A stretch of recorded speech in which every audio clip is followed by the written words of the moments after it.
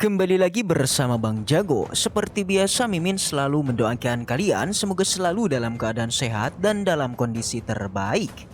Di video kali ini Mimin akan menceritakan sebuah donghua series dari Fearless Martial. Dan bagi kalian yang mungkin baru gabung ya, Mimin saranin untuk nonton bagian sebelumnya dulu. Linknya ada di deskripsi. Tak berlama-lama langsung aja kita masuk ke isi ceritanya.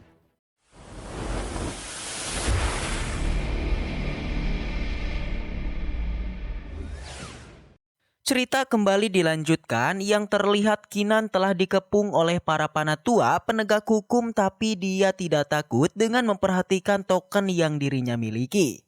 Akan tetapi Tetua Jan tidak memperdulikan hal tersebut dan langsung aja menghancurkannya.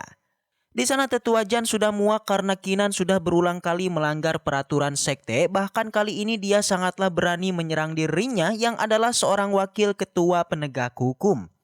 Atas apa yang dirinya lakukan itu, Tetua Jan akan memberikan hukuman mati kepada Kinan. Para tetua pun diperintahkan untuk segera membabat Kinan. Tetua Gong tidak peduli seberapa hebat Kinan dan juga beberapa banyak cara yang dia miliki, tapi di hadapannya semua itu akan sia-sia. Kinan mulai mengeluarkan pedangnya untuk bisa mengantisipasi serangan para penatua. Di saat mereka ingin menyerangnya, Gong Yang pun segera memberikan perlindungan. Karena Gong Yang tidak mau berhenti, maka Tetua Jan sendiri yang turun tangan menghancurkan formasi itu. Begitupun dengan teman-temannya pun segera naik ke atas arena demi bisa membuat pertahanannya.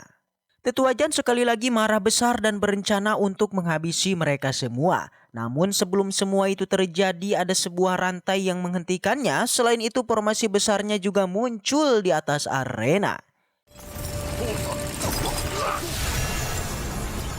Tetua Jan penasaran sebenarnya siapa yang telah berani menghalangi dirinya yang merupakan wakil ketua dari aula hukum. Keberaniannya langsung hilang setelah tahu kalau yang menghentikannya adalah ketua aula hukum. Kedatangan dia kemari tentu aja membuat Tetua Agung dan Molly terkejut. Yang datang kemari tidak hanya ketua aula saja, tapi para murid juga bisa melihat ada seorang wanita yang juga datang kemari. Wanita ini merupakan penguasa aula Gongpa dan dia jugalah yang mengadakan pertemuan sekte bertahun-tahun yang lalu. Ketua Agung begitu penasaran mengapa para tetua istana tertinggi malah datang kemari, apakah ada sesuatu yang salah di sini. Keterkejutan Tetua Agung tidak berhenti sampai di situ aja karena dua ketua istana lainnya juga datang kemari, jadi totalnya sudah ada 4 ketua yang berada di sana. Melihat kedatangan mereka membuat Tetua Jeng penasaran mengenai apa yang terjadi di sini. Semua ini juga menjadi pertanyaan bagi para murid, bahkan kedatangan mereka ini lebih meriah daripada konferensi para tetua. Tetua Jeng mendatangi 4 ketua istana untuk menanyakan mengenai alasan mereka datang kemari. Alih-alih menjawab, ketua istana penegak hukum menanyakan apa yang telah terjadi di tempat ini. Tetua Jeng mulai memberitahu kalau ada murid luar yang telah membuat kekacauan. Tapi perkataannya tidak jelas dan membuat ketua istana marah besar. Di sana Tetua Agung pun diminta untuk menjelaskan mengenai kejadian tadi. Tanpa perasaan bersalah, Tetua Agung memberitahu kalau ada seorang murid yang telah melanggar peraturan dalam kompetisi ini, yaitu karena dia telah menggunakan obat terlarang. Selain itu, murid ini juga telah berselisih dengan Tetua Jen. Ketua istana penegak hukum pun mulai mencari murid bernama Kinan. Tanpa rasa takut sedikit pun Kinan pun maju dan memberikan hormat kepada 4 ketua istana. Wanita ini tahu kalau Kinan berada di aula Gongpa dan merupakan murid yang memicu penglihatan tersebut. Kinan merasa terhormat setelah berhasil menarik perhatian ketua istana Gongpa. Mereka memberitahu kalau tujuan 4 ketua istana di sini adalah untuk menegakkan keadilan untuk Kinan. Tetua Agung berkeringat dingin karena dia tidak tahu kalau Kinan memiliki latar belakang yang cukup besar. Xiaoleng bahkan sampai pingsan setelah tahu Kinan memiliki bodyguard yang begitu besar. Kinan meminta pada tetua istana untuk memberikan hukuman kepada Tetua Agung karena sebagai pengadil dalam kompetisi ini dia justru telah menyalahgunakan kekuatannya. Ia dengan sengaja membuat kompetisi ini agar bisa memudahkan murid kesayangannya yakni si Nanggong Chen. Perkataan Kinan membuat Tetua Agung marah. Ia meminta untuk membuktikan semua itu. Kinan kembali memberitahu kalau di kompetisi kedua, Tetua Agung begitu bersemangat untuk mencegah dirinya maju ke babak selanjutnya. Dia dengan sengaja mempertemukannya dengan teman-temannya agar bisa saling bertarung. Tidak hanya itu, namun dia juga sengaja mempertemukan dengan para murid yang kuat. Sedangkan Nanggong Chen bisa dengan bebas maju ke babak selanjutnya tanpa menghadapi rintangan apapun. Bahkan ketika Nanggong Chen berhadapan dengan dirinya, dia itu telah memberikan pil gila yang ternyata pil itu dilarang dalam kompetisi ini. Kinan pun tertawa karena Nanggong Chen sudah dirinya kalahkan, tapi Tetua Agung tidak terima dan malah menuduh dirinya yang menggunakan obat terlarang. Selain Nanggong Chen dan Tetua Agung, Tetua Zheng juga salah dalam hal ini karena dia tidak bisa membedakan di mana yang benar dan mana yang salah. Kinan bisa mempertanggungjawabkan perkataannya karena para murid di sini sudah tahu mengenai apa yang terjadi sebenarnya. Ia pun memohon agar keempat pemimpin istana bisa memberikan keadilan untuk dirinya. Setelah mengatai tindakan konyol yang telah mereka lakukan, maka Tetua Agung dan juga Tetua Zhen akan diadili oleh Aula Penegak Hukum dan dipenjara di sana selama beberapa tahun. Tetua Agung dan Tetua Zheng cukuplah senang karena hukuman yang mereka dapatkan tidaklah berat. Tapi Gong Yang tidaklah terima dengan hukuman itu karena dia yakin jika kedua orang ini masih berada di sekte maka sudah pasti kekacauan akan kembali terjadi. Kedua orang ini sama sekali tidak peduli dengan keselamatan para murid, bahkan mereka yang melukai Kinan dan teman-temannya. Hal yang paling membuat Gong Yang kecewa adalah kedua orang ini sudah mengabaikan perintah token naga ungu yang bahkan menghancurkannya.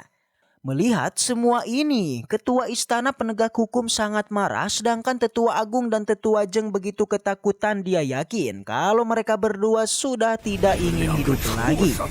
Ketua istana menjadi tidak heran mengapa San Luo memberitakan mereka berempat datang kemari secara langsung. Karena tindakan yang dilakukan oleh kedua orang ini sama saja dengan menentang dari Panatua tertinggi. Tetua Agung dan Tetua Zhen tidak bisa berbuat apapun selain meratapi nasib mereka yang akan segera diratakan. Lalu keempat tuan istana pun memberitahu kepada mereka berdua kalau mereka berdua ini telah bertindak begitu arogan dan juga sangat sombong. Sebab sudah sangat begitu berani menantang keagungan dari tetua tertinggi. Mereka berdua yang tidak tahu menahu apa yang mereka lakukan hanya bisa meminta maaf dan memohon ampun kepada mereka berempat. Tetapi sayangnya, Tetua Istana Balai Hukum langsunglah menyerang mereka. Setelahnya, dia memberitahu kalau mereka berdua ini sudah tidak bisa diampuni. Siapapun yang berani untuk menyentuh ataupun mengusik Panatua tertinggi, maka mereka harus menerima sebuah konsekuensi yang begitu besar.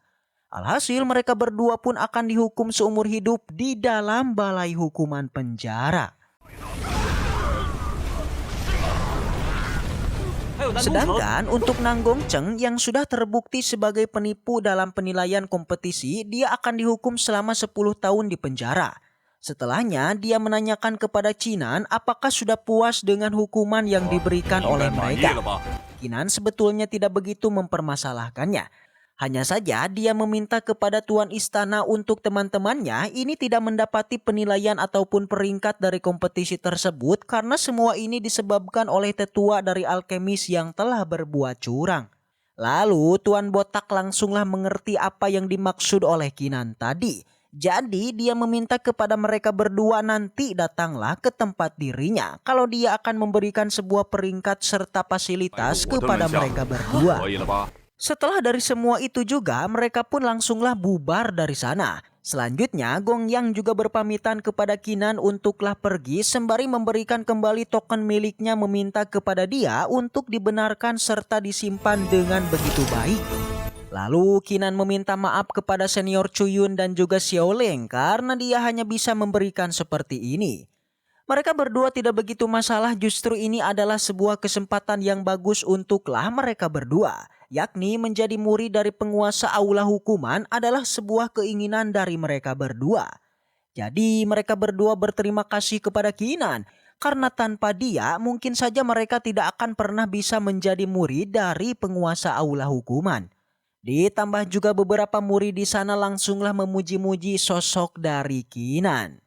Lalu sang tetua pun langsunglah melanjutkan kompetisinya, yaitu dengan mengumumkan kalau peringkat 1 dalam kompetisi penilaian telah dinyatakan, yaitu Kinan menempati posisi pertama.